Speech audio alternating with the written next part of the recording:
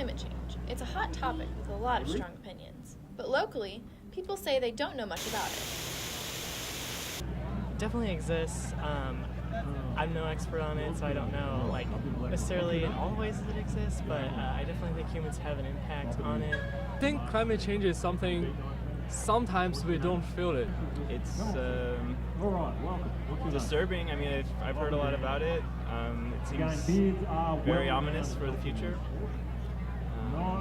It's troubling. I haven't done much research, but I think it is a problem from what I hear. So what should the world do about it? I'm not sure. There's probably a variety of different things we should do. Lots of different things instead of just one. Something, I don't know what, but... Then, a suggestion. I think we should first be listening to the experts in the area, so we should be listening to climate change, people who work in science and work in the fields that inform our thinking around this. So we should really pay attention to what they're saying and then make the changes that we can at home. So we did just that. Dr. Mike Baldwin is a professor at Purdue's Earth, Atmospheric, and Planetary Science Department. He's been studying the atmosphere and climate for years.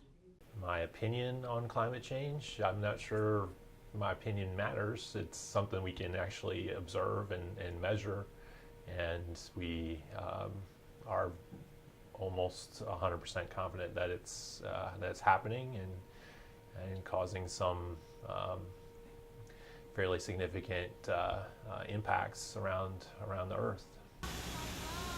He did have some specific ways he believes will help fix the looming problem.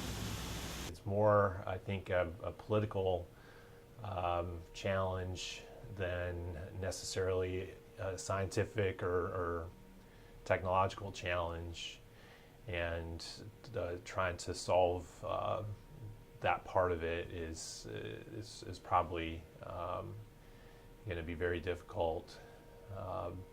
So the primary issue is we're putting too much carbon dioxide in the air, and it's mainly due to burning fossil fuels for sort of our primary source of energy. So we need to find some way to move away from that towards other energy sources, things like solar panels and wind farms, and I think the main thing we need to do is to set some goals, reduce the amount of carbon dioxide that we release. Those will probably involve a lot of government involvement in setting those goals, and incentives for either corporations or regular people to allow them to make that transition to these other energy sources. I think those are the things that we really need to be working on. In order to better the public's knowledge on climate change, Baldwin had a very practical way to do that. And the main thing is just to talk about it more. I